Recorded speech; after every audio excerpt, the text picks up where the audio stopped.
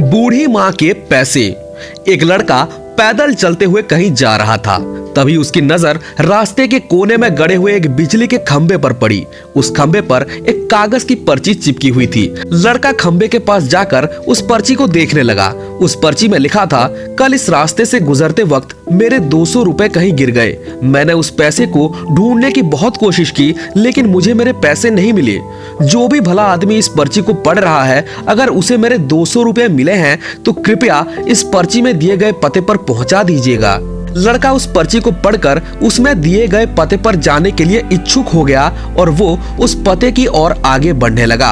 कुछ समय बाद वो लड़का उस पर्ची में दिए गए पते पर पहुंच जाता है। वहां पहुंचकर वो देखता है कि वहां एक झोपड़ी है। लड़के ने बाहर से आवाज दिया तो झोपड़ी से एक बूढ़ी औरत लाठी के सहारे चलते हुए बाहर आने लगी।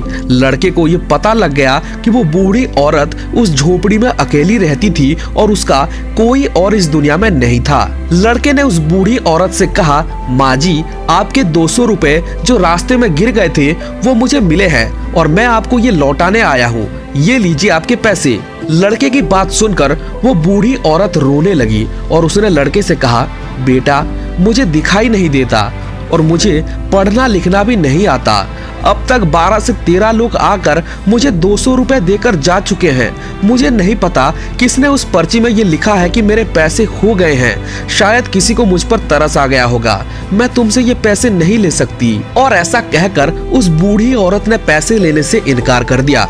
लेकिन उस बूढ़ी औरत की बातें सुनने के बाद लड़के ने भी उससे बहुत अनुरोध किया कि पैसे रख लो। लड़के के बहुत अनुरोध करने की वजह से बूढ़ी औरत मान गई और उसने पैसे रख लिए। और उसने लड़के से कहा, बेटा, तुम जाते वक्त उस पर्ची को वहां से फाड़कर फेंक देना।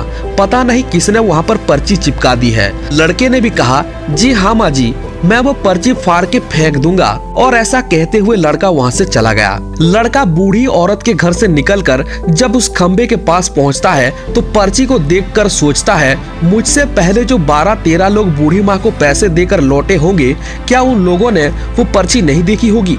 बूढ़ी माँ ने उनको भी तो पर्ची फाड़ने के लिए कहा होगा, लेकिन किसी ने भी पर्ची को नहीं फाड़ा, तो फिर मैं क्यों फाड़ कर फेंक दूं? और ऐसा सोचते हुए लड़का पर्ची को बिना फाड़े ही वहां से चला गया। जाते हुए लड़का उस इंसान की मन ही मन तारीफ कर रहा था जिसने उस बूढ़ी माँ की मदद करने के लिए ऐसा अनोखा तरीका ढूंढा था।